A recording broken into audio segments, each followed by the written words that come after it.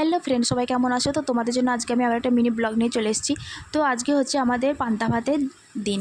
তো আজকে রান্না বান্না কিন্তু কিছু নেই। এই বছরে এই কটা দিনই মানে যেদিনে রান্না থাকে না সেদিন একটু রেস্ট পাওয়া যায়। এটা একটু ভুল বললাম, রেস্ট পাওয়া যায় না, শুধু রান্না বান্না থাকে না, বাকি কিন্তু সমস্ত কাজই থাকে। তো এখানে বেটুর জল গরম আমি বসিয়ে দিয়েছি। বেটুর জল গরম বসিয়ে নেওয়ার পর এখানে পুজো সমস্ত কিছু মা আয়োজন করে নিয়েছে।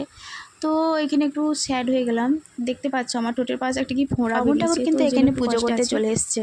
একটু দেরি হয়ে গেল, প্রায় 11:30 বাজছে। এখানে বেটুর জন্য খাবার নিয়ে এসেছি। বেটুর কিন্তু পান্তা ভাত খাবে না, ওই জন্য ওকে একটু দুধের সাথে স্যারেলাক্স বলে খাইয়ে দেবো। তো এখানে দুধ গরম করে নেওয়ার পর এইখানে দুধটা জুড়িয়ে নেওয়ার পর আমি এখানে স্যারেলাক্সটা নেবো। আমি তো ভেবেছিলাম যে বেটু খায়, মানে গরম গরম কিছু করতে নেই, একবার খেয়েছিল। তারপর আগের বছর এখানে ছিলাম না, ভাবলাম যে খাবে, ভাত নিয়ে এলাম, দেখলাম খেলো না। তো চলো, আমি ভাবলাম তাহলে কি খাওয়ানো যাবে, গরম তো কিছু করতে নেই, তাহলে একটু স্যারেলাক্স খাই দিই। তো একটু স্যারেলাক্স খাইয়ে দিলাম।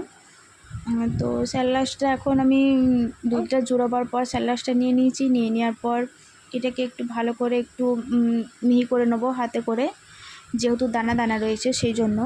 মিহি করে নেওয়ার পর বেটুকে খাইয়ে দেবো।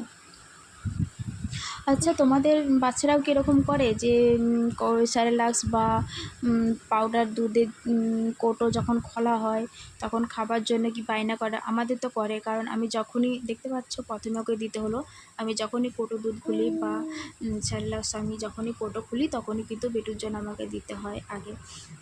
তো এখানে আমি আমার ভাত নিয়ে চলে এসেছি। এখানে দেখতে পাচ্ছ এটা হচ্ছে ডাল, মাছের টক, আমরা ওলের টক, এখানে কপির ঝাল, শুক্তো, তিল ভাজা, শাক ভাজা, পটল ভাজা।